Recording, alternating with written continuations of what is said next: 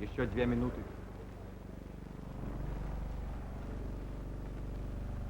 Танки, пошли!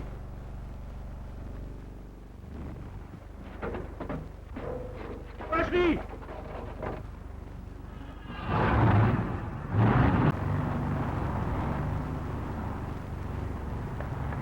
Es wird auf. Nimm ihn schon. Jetzt geht's los.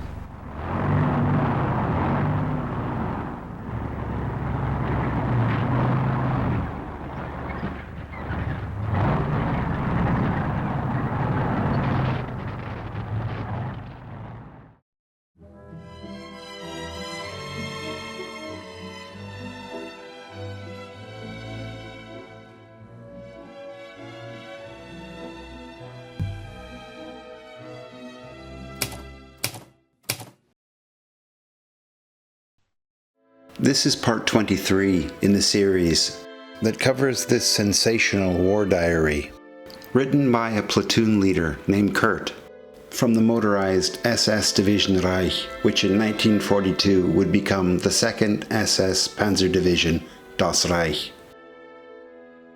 Following Kurt's diary entries and adding rare associated film clips, we'll follow his unit during those fateful days in the late summer of 1941. To put things into context, we'll use original OKW situational maps and get an overview of the front. I'll show more from that 1943 anti-tank training film. And at the end of the video, I'll show an interesting propaganda pamphlet, so stick around.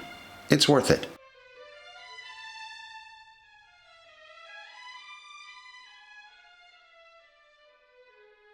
September 5th, 1941 was the last time we were with Kurt.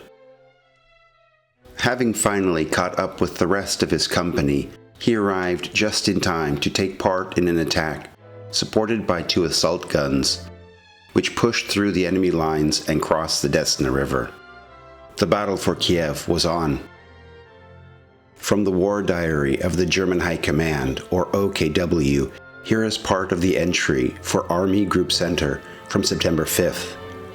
Der zweite Armee gewann mit linkem Flügel. The 2nd Army, making up the left flank of the attack, encountered heavy enemy resistance but still made good progress. The bridgehead to the east of Tschernigow was widened considerably. Troops fighting through marshy areas using roads in terrible condition in bad weather have had a difficult go of it. The enemy facing the 2nd Panzer Group, making up the right flank of the attack, has retreated over the Desna River. Sosniza has been taken. Enemy units in the area of Trubtschwesk are being reinforced. If you haven't seen part 22 in this series, there's a link to it at the end of this video. Watch this one and then go take a look. Let's get back to Kurt's diary entry for September 5th. Hier erreicht mich die Nachricht, dass on this day I received notification that Robert Sturze, someone I'd been close friends with since the beginning, had died from the battle wounds he'd received. His loss affects us more because he's the first from our close personal circle to fall. Never again will we see his smiling face. Regardless of the Russians' constant artillery fire, we cross the Desna River and push forwards without encountering significant resistance until we're about 5 kilometers outside of Schafhütte. It seems that the Russians have still not managed to regroup. Feeling confident, we organize only regular security patrols around the village for the night and so allow the majority of the men to sleep. The following morning, we're surprised to learn that the Russians have managed to move in force to the outskirts of the village and are actually occupying some buildings within the limits. Street fighting breaks out and continues throughout the morning.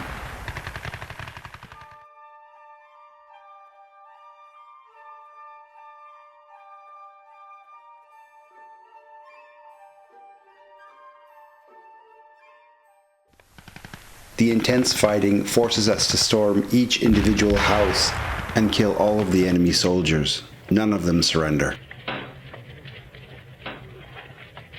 In total, 14 enemy officers have been killed.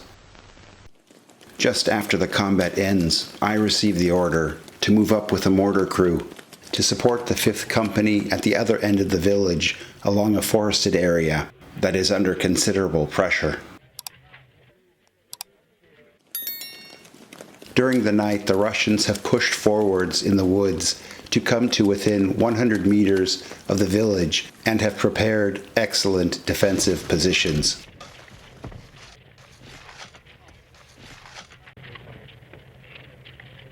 I get up to the forward outpost, which is situated only about 50 meters from the enemy. The company's strength is considerably weakened due to combat losses and being spread out widely, which means that it would be unlikely to hold back a Soviet attack made in strength. This raw footage is especially interesting because it shows much of the setting up and firing process of a mortar crew. From that close range, the mortars begin firing, hoping to reduce the pressure of the advancing enemy. Firing at this close range, however, is quite dangerous because there is always the chance that a misfired shot could land in our own lines. My best mortar crew, Konrad, Amplatz, and Goldbach, are up with me, and I know that I can absolutely depend on each one of them.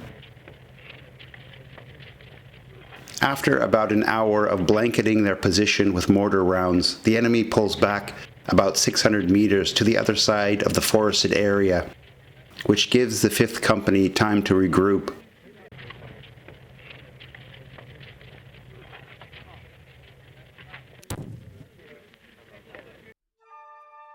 With the enemy bordering us on 3 sides, the danger is real, and come nightfall, the Russians are likely to move forwards again.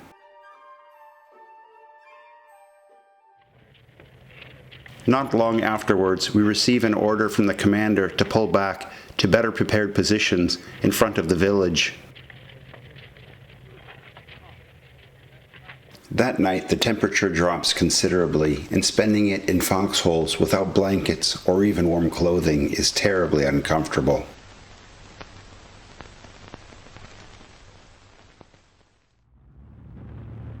Now, here's the next clip in that anti-tank training film.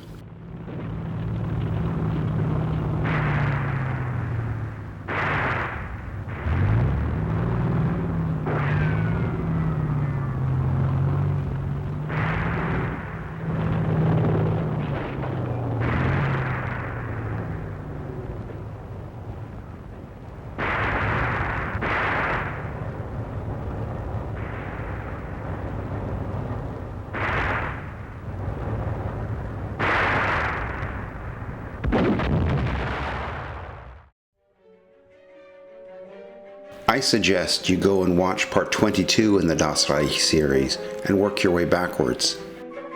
You'll love it, I promise.